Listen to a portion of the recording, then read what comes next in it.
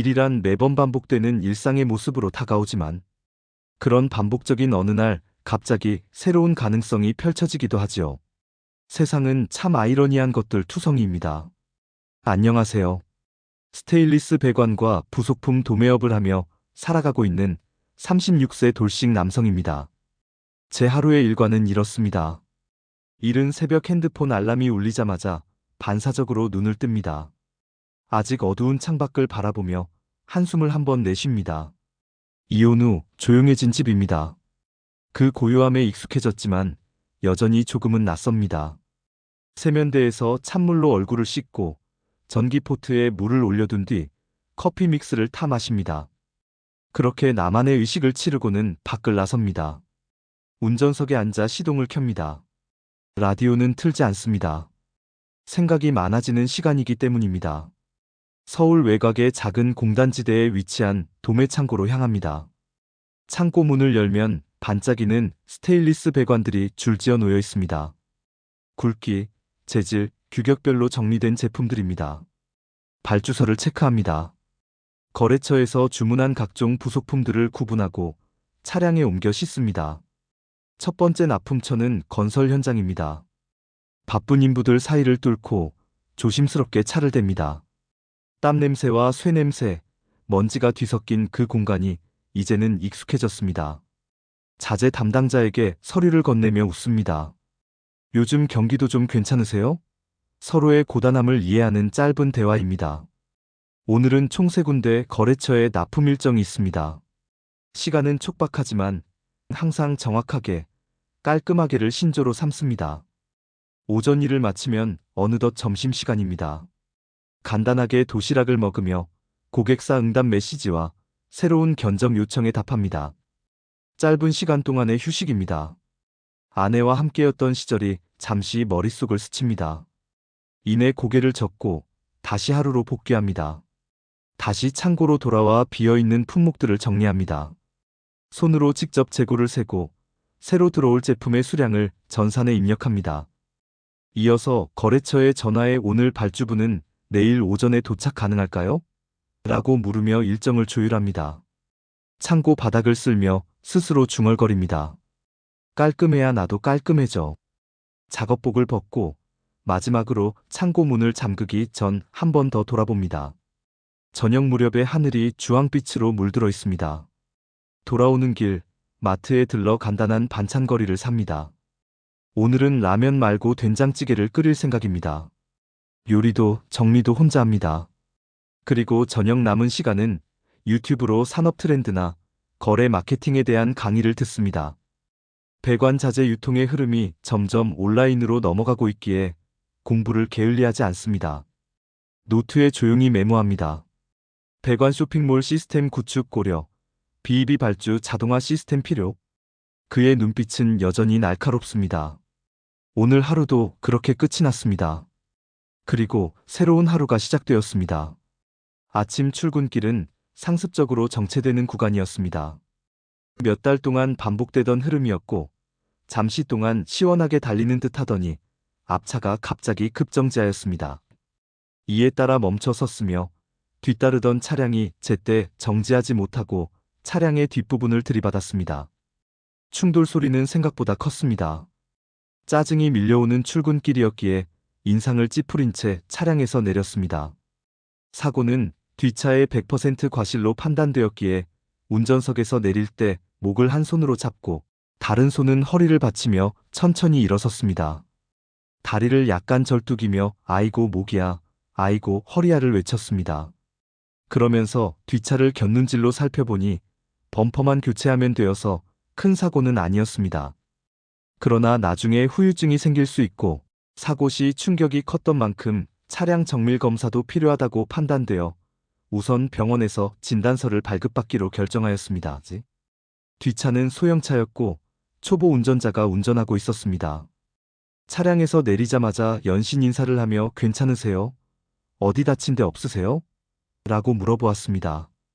짜증 섞인 목소리로 차를 그렇게 몰면 어떡합니까? 라고 언성을 높였습니다. 상대방을 찬찬히 살펴보니 예쁜 투피스를 입은 20대 중반쯤 되는 단정한 여성으로 보였습니다. 키는 165cm 이상 되어 보였고 긴 생머리에 갸름한 얼굴형, 큰 눈과 또렷한 이목구비가 인상적이었습니다. 청순한 인상에 배우 김민정이 떠오를 만큼 눈이 유난히 컸습니다. 상대는 당황하며 죄송합니다. 제가 브레이크를 제때 밟지 못해 사고를 냈어요를 반복하였습니다. 죄송하다는 말을 수십 번도 넘게 하였기에 죄송하단 말 그만하십시오. 귀에 닿지도 않겠습니다라고 하였습니다. 그러자 갑자기 눈물이 뚝뚝 떨어졌고 화장이 함께 번져내렸습니다. 그 모습이 안타까워 마음이 불편해졌습니다. 목과 허리를 잡고 있던 손은 어느새 본래 자리로 돌아와 있었고 몸도 멀쩡해졌습니다. 처음에 흥분되고 불쾌했던 기분은 사라졌습니다. 저는 어깨를 으쓱하며 가볍게 툭툭 두드리며 괜찮습니다. 큰 사고도 아닌데 그만 울어도 됩니다라고 말하였습니다. 피해자가 가해자를 위로하는 상황이 되어버렸습니다. 지금 울음을 그치면 이 사고 없던 일로 하겠습니다라고 말하자 울음을 바로 멈추었습니다. 눈을 바라보며 정말이세요? 라고 묻기에 정말입니다라고 대답하였습니다. 그녀는 기분이 좋아졌는지 정말 감사합니다라고 하며 인사를 했습니다. 환한 웃음을 지으며 이제부터 어떻게 처리해야 할까요? 라고 물었습니다. 서로 명함을 주고받았으며 알고 보니 상대는 주거래처 농협에 입사한 지 일주일 된 신입사원이었습니다. 집이 외진 곳에 있어 직장까지 거리가 멀었고 그날따라 마을버스를 놓치는 바람에 초보 운전자인데도 불구하고 어머니가 차를 두고 간 것을 이용해 연습 삼아 운전해 나오다가 사고가 발생한 상황이었습니다. 사고 현장은 모두 수습하겠다고 했으며 걱정 말고 우선 출근하라고 전했습니다. 사고 난 차량도 맡기면 지인의 정비공장에서 수리해주겠다고 했습니다. 처음에는 낯선 남자의 호의에 의심의 눈초리를 보였으나 근무지의 고객이며 지점장과 상무, 부장들의 이름을 거론하며 잘 아는 사이라고 하자 점차 신뢰하는 눈치였습니다. 차량 열쇠를 맡기고 잠시 뒤 택시를 타고 출근했습니다. 퇴근 후 사무실로 오라고 메시지를 보내왔습니다. 네, 알겠어요. 오늘은 저녁 7시쯤 퇴근할 것 같은데 그때 찾아가면 되는 거죠? 라고 했습니다. 언제든 오세요라고 답장을 보냈습니다. 저녁에 사무실로 찾아왔습니다. 밝은 모습이었으며 아침에는 볼 수 없었던 정돈된 모습이었습니다. 단정하고 사랑스러운 얼굴이었습니다. 젊은 시절 첫사랑을 떠올리게 하는 느낌이 들었습니다. 어서 오세요. 저기 소파에 앉으세요라고 말했습니다. 커피를 마시며 대화를 이어갔습니다. 잘 아는 정비공장에 차량을 맡겼는데 수리에 약 3일 정도 걸릴 예정이라고 설명했습니다. 믿는다는 듯이 알겠다고 했습니다. 사고 당시에 목이 아프다고 하셨던 것 같은데 병원에 가보셔야 되는 거 아니에요? 라는 말을 들었습니다. 괜찮다고 넘기려 했으나 자꾸 이성적으로 느껴지는 모습을 보며 순간 정신이 멍해졌습니다. 그럴 생각은 아니었으나 무심결에 말이 나왔습니다. 약간 삐끗하긴 한 것 같은데 병원 갈 정도는 아닌 것 같고 자고 나면 괜찮아질 것 같네요. 그래도 누가 목 좀 주물러 줬으면 좋겠는데요. 제가 해드릴게요라는 말에 고개를 끄덕였습니다. 뒤로 와서 놀란 근육을 이렇게 풀어주면 좋다는 이야기를 TV에서 봤다고 하며 뒷목과 어깨를 정성껏 주물러 주었습니다. 당황스럽기도 하고 부드러운 안마에 기분이 좋아지기도 했습니다. 그만하셔도 됩니다. 괜찮습니다. 라고 말했으나 아니에요. 좀 더 주물러 드릴게요. 라는 말이 돌아왔습니다. 식사는 아직 안 하셨죠? 좋아하는 메뉴가 있으세요?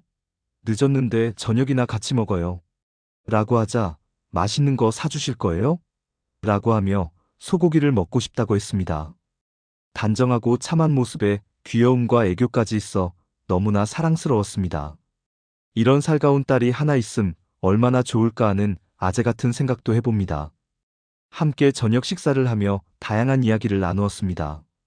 올해 24살이며 8살 때 아버지가 사고로 돌아가셨고 현재 48살 된 어머니와 단둘이 살고 있다는 사실을 알게 되었습니다. 말을 놓게 되었고 서로 속 깊은 이야기를 주고받았습니다. 저는 혼자 살고 있다는 이야기를 했습니다. 아버지의 교통사고로 인해 이날 아침의 사고가 더욱 충격이었다고 했습니다. 아버지가 떠오르며 눈앞이 노래지고 멘붕이 왔었다고 했습니다. 그러나 따뜻하고 편하게 대해주어서 처음 보는 사람에게 차량을 맡길 정도로 고마웠다고 전했습니다. 저녁 식사를 마친 후 집까지 데려다 주었습니다.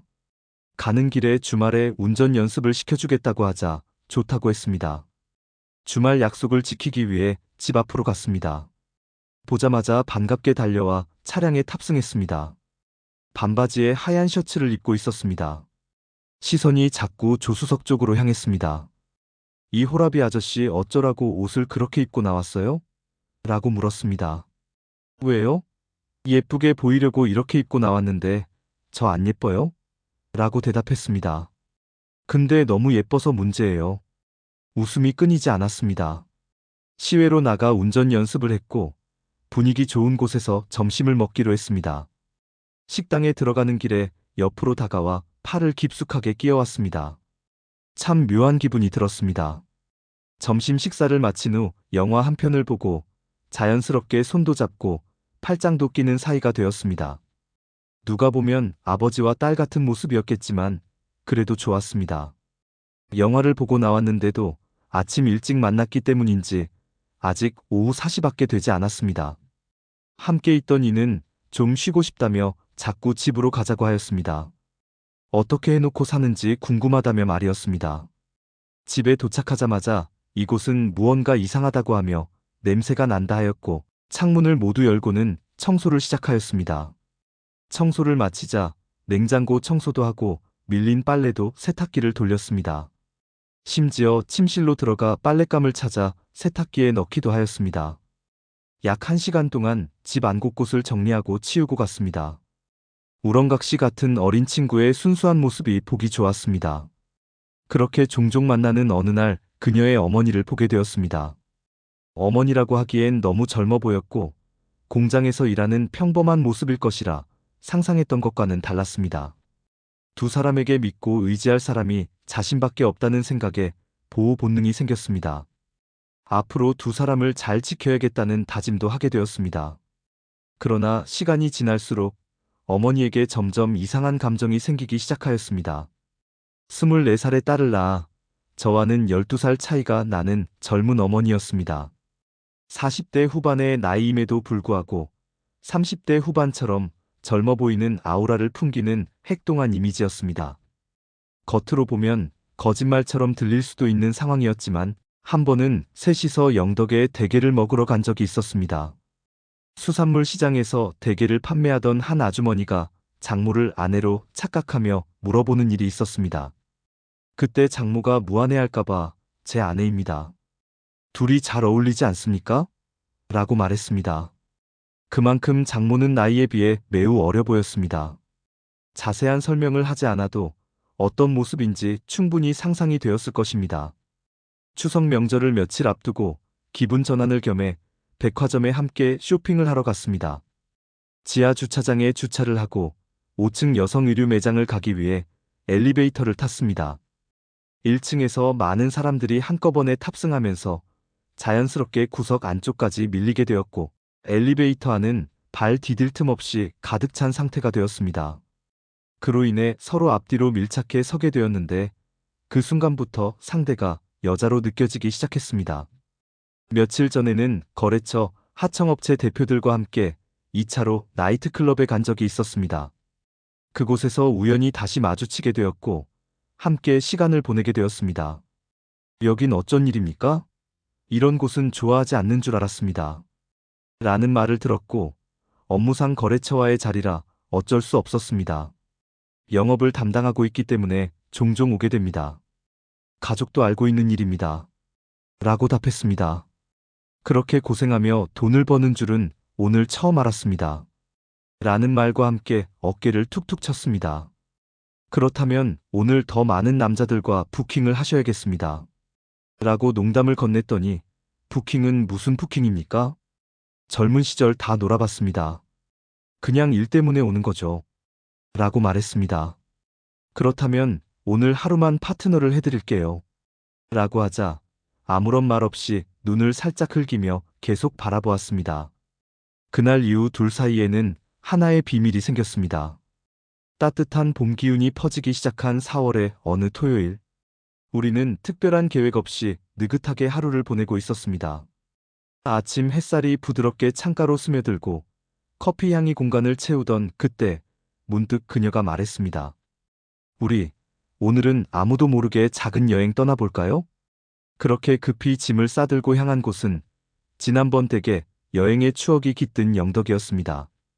이번에는 댁에 대신 바닷가 산책로를 걸었습니다. 그녀는 고운 원피스를 입고 바람에 머리를 살짝 흩날리며 바다를 향해 웃었습니다. 해질 무렵 조용한 해변 벤치에 나란히 앉아 노을을 바라보며 나는 주머니에서 작은 상자를 꺼냈습니다. 반지가 들어있던 그 상자. 당신 덕분에 하루하루가 새롭고 따뜻합니다. 우리가 함께 만들어온 이 비밀스러운 시간들. 이제는 비밀이 아니라 우리의 공식적인 시간으로 만들고 싶습니다. 그녀는 한참 동안 아무 말이 없더니 조용히 미소 지으며 제 손을 잡았습니다. 오늘 우리 둘만의 진짜 시작으로 기억될 거예요.